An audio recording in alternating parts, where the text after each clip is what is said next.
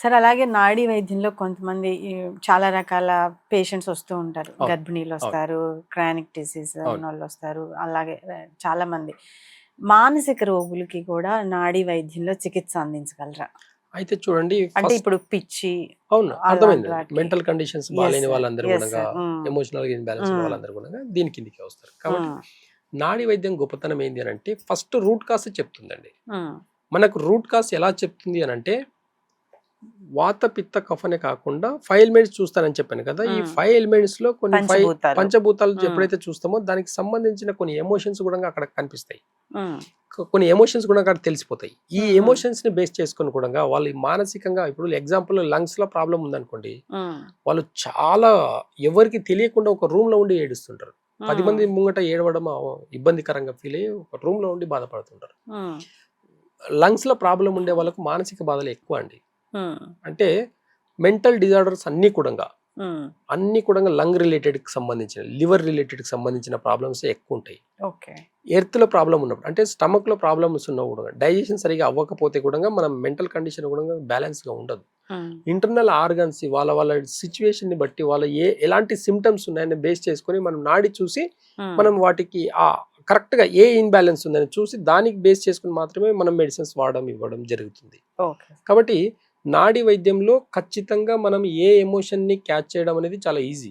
హ్మ్. ఎమోషన్స్ వాళ్ళకి ఏ ఎమోషన్స్ ఉన్నాయనేది చాలా ఈజీగా క్యాచ్ చేస్తాం. హ్మ్. క్యాచ్ చేయడం దాన్నెంబడే దానికి ఎలాంటి మెడిసిన్స్ ఉంటాయనేది కూడా ఆటోమేటిక్‌గా మన మైండ్ సెట్‌కొచ్చేస్తాయి. ఓకే. అలాంటి కొన్ని ప్రాపర్‌గా నాడి చూసేసి ప్రాపర్ కొన్ని ఎథిక్స్ ఉండే మెడిసిన్స్ ఇవ్వడం వల్ల ప్రాపర్‌గా ఎంత మెంటల్ కండిషన్ ఇన్‌బాలెన్స్‌లో ఉన్నా సరే, హ్మ్. ఎంత ఎమోషనల్ ఇన్‌బాలెన్స్ ఉన్నా సరే వాళ్ళకు నార్మల్ పొజిషన్ తీసుకురావడానికి ఆయుర్వేదంలో చాలా అద్భుతంగా మెడిసిన్స్ ఉంటాయి. ఓకే. అలాంటి మెడిసిన్స్ వాడడం వల్ల గూడంగా మనం ఇప్పుడు కోపం బాగా ఎక్కువ ఉన్నోళ్ళకి అట్లాంటివి కూడా తగ్గుతా ఉంటాయి. ఇలాంటివన్నీ కూడా కోపం ఎక్కువుందంటే లివర్ బాలేదు వాళ్ళకంతే. డైరెక్ట్‌గా మనకు ఇండికేషన్. హ్మ్. హ్మ్. ఒకరికి భయం ఉందనుకోండి కిడ్నీలో ప్రాబ్లమ్ ఉన్నట్టు. హ్మ్. కొందరికి బాధ ఉందనుకోండి లంగ్స్‌లో బాలేనట్టు. ఎవరైనా హ్మ్. సాడ్‌గా ఉన్నారనుకోండి వాళ్ళకి స్టమక్ బాలేదన్నట్టు. ఎవరైనా ఈగోతో ఉన్నారు, హ్యాపీగా ఉన్నారంటే వాళ్ళకి హార్ట్ రిలేటెడ్ సంబంధించిన ప్రాబ్లమ్స్ ఉన్నట్టు. ఓకే. ఇట్లా ప్రతిదీ ఇండికేట్ చేస్తుందన్నమాట.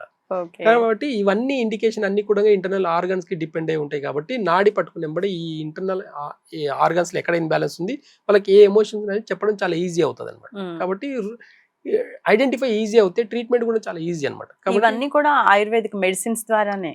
అన్ని మెడిసిన్స్ ద్వారానే తగ్గించుకోవచ్చు. ఎన్ని నెలలు వాడాల్సి ఉంటుంది అంటే సార్ వాళ్ళ ఇవి? కండిషన్‌ని బట్టి. ఓకే. ఇప్పుడు షార్ట్ టర్మ్‌లోనే వాళ్ళు బాలేరా? లేదంటే లాంగ్ టర్మ్ హ్మ్. నుంచి బాలేదా? వాళ్ళ కండిషన్‌ని చిన్నప్పటి బట్టి నుంచి అట్లా ఉంటే ఎక్కువ కొంతమందికి డోసెస్ అట్లా ఇవ్వాలి. ఆటిజం పేషెంట్స్‌కి చాలా మందికి అసలు ట్రీట్‌మెంట్ కూడా లేదు. కానీ హ్మ్. ఆటిజం పేషెంట్స్ కూడా మన దగ్గర చాలా అద్భుతమైన మెడిసిన్స్ ఉంటాయి. ఓహ్! కదా! చాలా అద్భుతమైన అక్యుపెంచర్‌లో కొన్ని అద్భుతమైన కీ పాయింట్స్ ఉంటాయి. అవన్నీ పాయింట్స్ యాక్టివేట్ చేయడం వల్ల కూడా ఆటిజం పేషెంట్స్ కూడా చాలా మంది బాగవుతారు. ఓకే. మన దగ్గర ఉన్నారు ఆటిజం పేషెంట్స్ కూడా మంచిగా అయిన వాళ్ళు కూడా ఉన్నారు మన దగ్గర. ఓకే కాబట్టి సార్.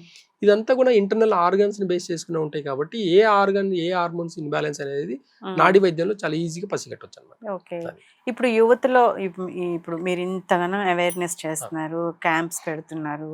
చాలా వరకు మీరు అవును. చేస్తున్నారు. అవును. ఎవరైనా మీ దగ్గరకొచ్చి నేర్చుకుంటామంటే ఫ్రీగా నేర్పిస్తారా సార్? లేదంటే దానికి సంబంధించి ఏమైనా కోర్స్ గానీ, మనీ గానీ ఎంత అంటే ఉంటుంది అట్లా? మనీ అనేది రిలేటెడ్ కాదు ఇక్కడ. కాకపోతే ఇంట్రెస్ట్ ఉండే వాళ్ళకు నేర్పియడం జరుగుతుంది. హ్మ్. కాకపోతే ఇంట్రెస్ట్ ఉండే పీపుల్ నాకు చాలా రేర్‌గా తగులుతారు. హ్మ్. ఏదో ప్యాషన్‌గా నేర్చుకోవడం అంటే ఓకే గానీ, ఏదో హ్మ్. నాడీ వైద్య కదా! ఇది చాలా కొత్తగా ఉంది కదా! ఇంట్రెస్ట్ అట్లా కాదండి. హ్మ్. దీనికి చాలా డెడికేట్‌గా ఉండాలి.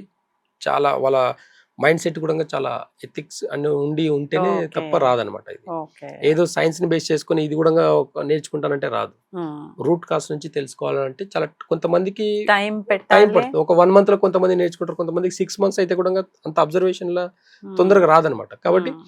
ఒక 1 మంత్ నుంచి 6 మంత్స్ కన్నా ప్రాపర్‌గా మన క్లాసెస్ కావచ్చు. క్లాసెస్ అని కాదు గానీ పేషెంట్స్ ఉన్నప్పుడు నేను చూసే విధానాన్ని గుర్తుపడితే కూడా నేర్చుకోవచ్చనమాట. కాబట్టి ఓకే. పేషెంట్స్ ఉన్నప్పుడే మనం వాళ్ళని పక్కన కూర్చోబెట్టుకొని నేర్పియడం కూడా జరుగుతుంది. కాబట్టి ఓకే. పేషెంట్స్ దగ్గర మనకు ప్రాక్టికల్స్‌గా ఎలా చూస్తే నాడి హ్మ్. పల్స్ విధానం అనేది చెప్తాను నేను. అది హ్మ్. మనం ఒక పేషెంట్ ముంగటొచ్చి కూర్చుంటేనే తెలిసిపోతుంది. వాళ్ళకి ఎలాంటి పల్స్ ఉంటుందనేది కూడా. ఓకే. అలా బేస్ చేసుకొని చెప్పడం జరుగుతుంది. కాబట్టి ఓకే. నేర్చుకోవచ్చు. ఎవరైనా ఏజ్ లిమిట్ ఏం లేదు. ఎవరైనా నేర్చుకోవచ్చు. ఓకే. నాలెడ్జ్‌తో, ఎడ్యుకేషన్‌తో సంబంధం సంబంధం లేకుండా లేదు. నేర్చుకోవచ్చనమాట. ఓకే. అది. ఇప్పుడు జనరల్‌గా వచ్చే బీపీ, షుగర్ అటువంటి వాటికి కూడా మెడిసిన్స్ ఉంటాయా సార్? అన్నీ కూడా నాడీ వైద్యంలో హ్మ్. ప్రతి దానికి కూడా రూట్ కాజ్ నుంచి మెడిసిన్స్ ఇవ్వడం జరుగుతుంది కాబట్టి పర్మనెంట్ సొల్యూషన్ దొరుకుతుంది. హ్మ్. ఇప్పుడు ఇప్పుడున్న బీపీ టాబ్లెట్ ఏసుకోవాలండి. ఈ అవును. సంవత్సరాల తరబడి ఏసుకోవాలి. అవును. షుగర్ టాబ్లెట్ కూడా అంతే. ఒక్కసారి షుగర్ టాబ్లెట్ చేసుకోవటం స్టార్ట్ చేసామంటే ఇంకా అసలు అది ఒక రోజు మానేసినా హైరన్ అయిపోతా ఉంటారు. అవునండి. ఇమీడియట్ గా అంటే ఒక కోర్స్ చేసిన తర్వాత తగ్గిన సంఘటనలు ఉన్నాయా? అయితే ఎగ్జాంపుల్గా చెప్పాలంటే నా పేషెంట్స్ చాలా మంది ఉన్నారు. ఎందుకంటే పేషెన్స్ అనేది సెకండరీ కదా. ఫస్ట్ ఇది ఎక్కడ స్టార్ట్ అయింది అని అంటే నా నుంచి స్టార్ట్ అయింది. ఓకే. నాకు షుగర్ వచ్చి 20 years అయింది. ఓకే కానీ 18 years నుంచి నేను ఈ రోజు వరకు టాబ్లెట్ వేసుకోకుండా నా లైఫ్ని లీడ్ చేస్తున్నాను నేను. అంటే షుగర్ వచ్చినా కానీ ఇప్పటి వరకు ఒక టాబ్లెట్ కానీ మెడిసిన్స్ కానీ వాడకుండా ఇప్పటి వరకు ఈ బాడీని మేనేజ్ చేసుకుంటా డైట్ ద్వారా, లైఫ్ స్టైల్ ద్వారా, కొన్ని మెడిసిన్స్ తీసుకోవడం వల్ల. అంటే క్రానిక్ సిమ్టమ్స్ తెలుస్తాయండి. ఫస్ట్ ఏ డిసీజ్ అయినా సరే ఫస్ట్ వచ్చేది సిమ్టమ్స్. ఆ సిమ్టమ్స్ బేస్ చేసుకొని రూట్ కాజ్ నుంచి ఏ ప్రాబ్లం ఉంది, దానికి కావాల్సిన రెమెడీ ఏంటి, అది ఎంబడే నాది నాకు సెల్ఫ్ గా తెలుస్తుంది కాబట్టి చాలా ఈజీ అయిపోతుంది. కాబట్టి అది నేను అనుభవించడమే కాకుండా నేను 18 years నుంచి మెడిసిన్స్ వాడకుండా ఆ టెక్నిక్ ని నేను ఫాలో అవుతూ పేషెంట్లకు కూడా అదే చెప్పడం జరిగింది. చాలా మంది ఇప్పటి వరకు నా పేషెంట్స్ లో షుగర్ కి, బీపీకి, థైరాయిడ్ కి మెడిసిన్స్ లేకుండా చాలా మంది ఉన్నారు అట్లా. నాకు మంచి మంచి విఐపి పేషెంట్స్ ఉన్నారు అట్లా.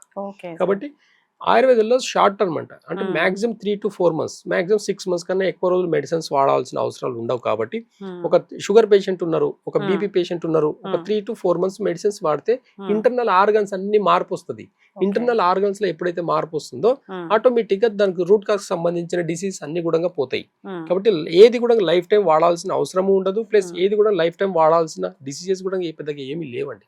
షుగర్ డిసీజ్ కాదు, బీపీ డిసీజ్ కాదు, థైరాయిడ్ డిసీజ్ కాదు, ఇవన్నీ ప్రెగ్నెంట్ అనేది ఒక డిసీజ్ లెవెల్లో మెడిసిన్స్ వాడుతున్నారు.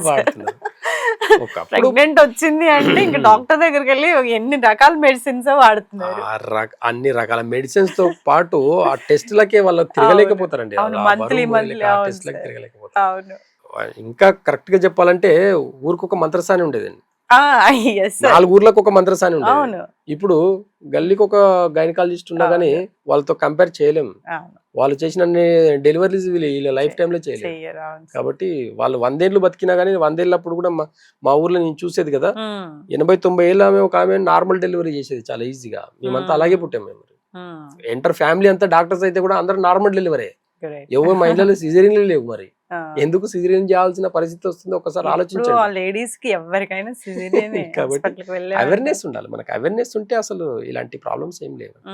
కాబట్టి ప్రెగ్నెంట్ టైమ్ లో కూడా ఎందుకు సార్ షుగర్ రావడం అనేది లేడీస్ అక్కడ ఏమవుతుంది, ప్రెగ్నెంట్ టైమ్ లో ఏమవుతుంది అని అంటే ఎక్కువ పులుపు తినడం వల్ల. ప్రెగ్నెంట్ ఉన్నప్పుడు పులుపు బాగా తింటారు, మసాలా అది తినాలనిపించే కోరికలు ఎక్కువ ఉంటాయి. ఇవన్నీ ఏమవుతుందంటే ఇంటర్నల్ ఆర్గన్స్ ని దెబ్బతీసేసి షుగర్ రావడం, బీపీ రావడం, థైరాయిడ్. నాకు ప్రెగ్నెంట్ లో థైరాయిడ్ వచ్చింది, నాకు ప్రెగ్నెంట్ లో షుగర్ వచ్చింది, ఇవన్నీ చెప్తుంటారు. ఇవన్నీ కూడా ఇంటర్నల్ ఆ టైం మీద డిపెండ్ అయ్యి అంతే, వేరే ఏం లేదు. ఆ టైంలో లైఫ్ స్టైల్, ఆ టైంలో తినే ఫుడ్ బట్టి మాత్రమే మీకు ఆ డిసీజెస్ వచ్చేదానికి అవకాశం. అవును, మళ్ళీ అది డెలివరీ అయిపోగానే నార్మల్ చేసుకొస్తారు. కొంతమంది దాని తర్వాత కూడా కంటిన్యూ అవుతాయి. ఎందుకు కంటిన్యూ అవుతుంది అంటే వాళ్ళ హార్మోన్స్ అనే ఆర్గన్స్ అనేవి ఇన్బ్యాలెన్స్ వల్లనే అవి కంటిన్యూ అవుతాయి. కాబట్టి అలాంటి వాటికి కూడా షార్ట్ టర్మ్ లో మనం తగ్గించుకోవచ్చు. కాబట్టి ఆయుర్వేదంలో ప్రతిదానికి సొల్యూషన్ ఉంది. ముందు తరాల్లో ఇంకొక 1000 సంవత్సరాల తర్వాత వచ్చే డిసీజెస్ కూడా పేటెంట్స్ ఉన్నాయండి మన దగ్గర. ఆయుర్వేదంలో సొల్యూషన్స్ ఉన్నాయి. అలాంటి సిస్టమ్ ని మనం తప్పు పట్టేదని మన ఆలోచన సరిపోదు అంతే. 2000 సంవత్సరాలని మనం తప్పు పట్టేంత నాలెడ్జ్ మనకెక్కడదండి. 200 సంవత్సరాల నుంచి వచ్చిన ఈ టెక్నాలజీ గొప్పదా, 2000 సంవత్సరాల నుంచి మన భారతీయ సంస్కృతి గొప్పతనం గురించి చెప్పాలంటే నా వయసు సరిపోదు ఇంకా. కాబట్టి కొన్ని విషయాలు తక్కువనే మాట్లాడుకోవాలి. ఇంకా నేను మాట్లాడితే ఇంకా చాలా విషయాలు ఉంటాయి. కాబట్టి చాలా తక్కువ మాట్లాడుకుని బెస్ట్ సొల్యూషన్ ఇవ్వడమే నా పని. కాబట్టి మీరు చేసిన ఈ ఇన్నేళ్ల సర్వీస్ లో అసలు ఇది కొంచెం క్రిటికల్ గా ఉంది, పేషెంట్ త్వరగా అవ్వలేదు అన్న సంఘటన కానీ, లేదా మర్చిపోలేని ఏదన్నా ఒక సంఘటన అంటే ఏం చెప్తారు మీరు? చాలా ఉన్నాయి. చాలా అంటే ప్రతి పేషెంట్ ఛాలెంజింగ్ లాగానే ఉంటది. కాబట్టి అలాంటి కేసెస్ చాలానే ఉన్నాయి. కాకపోతే స్పెషల్ గా చెప్పుకోవాలంటే ఒక ఇంట్రెస్టింగ్ కేసు, ఒక మంచి హై విఐపి, ఒక హై గెజిటెడ్ ఆఫీసర్, ఒక ఐపీఎస్ ఆఫీసర్, అలాంటి sugar, BP, thyroid, joint pains, ఈ 4టికి తిరిగిన హాస్పిటల్ లేదు ఆయన. అలాంటి పేషెంట్స్ కి అన్ని రకాల టాబ్లెట్ మాన్పించి diet correction, lifestyle, acupuncture, Ayurveda 4 రకాల ట్రీట్మెంట్ తోటి 4 రకాల వ్యాధులకు పర్మనెంట్ సొల్యూషన్ 6 months లో ఇచ్చాను. ఆ పేషెంట్ ఇప్పటి వరకు 4-5 years నుంచి ఎలాంటి మెడిసిన్స్ కూడా వాడట్లేదు. Is very happy. ఆయన వల్ల చాలా మంది కూడా పేషెంట్స్ వచ్చారు. అది కాకుండా ఆయన దీని మీద ఈ సిస్టమ్ మీద ఉండే నమ్మకం చాలా ఎక్కువ. సార్ ఈ గొప్పతనం కొంచెం తెలియాలి, మనం ఒకసారి వెళ్ళాలి ఆయుర్వేద హాస్పిటల్ కానీ లేదా డాక్టర్ దగ్గర కానీ ఒకసారి వెళ్ళి చూస్తేనే గానీ ఒక వాళ్ళకి అనుభవం రాదు.